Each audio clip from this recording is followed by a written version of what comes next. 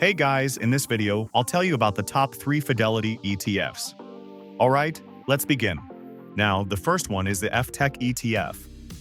This one's going to be very comparable to Vanguard's VGT, with of course a few slight differences.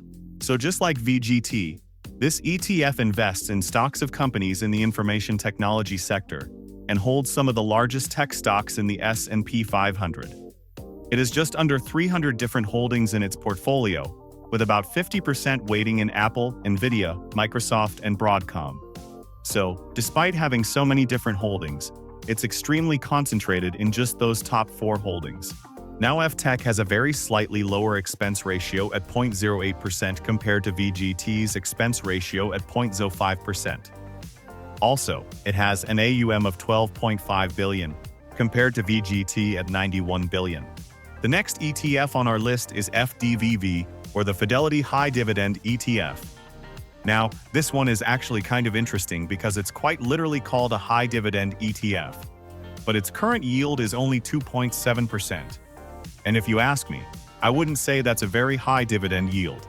If we jump into the holdings, you'll still notice there are stocks like Nvidia, Apple, Microsoft, and Broadcom. Now, the expense ratio at FDVV is at 0.15%.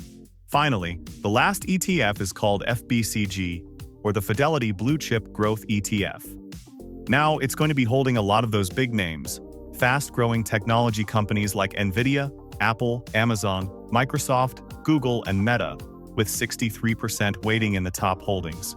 So, one thing to keep in mind with an ETF like FBCG is that its expense ratio is fairly high, especially compared to SCHG. It's at 0.59%, as opposed to 0.04% for SCHG.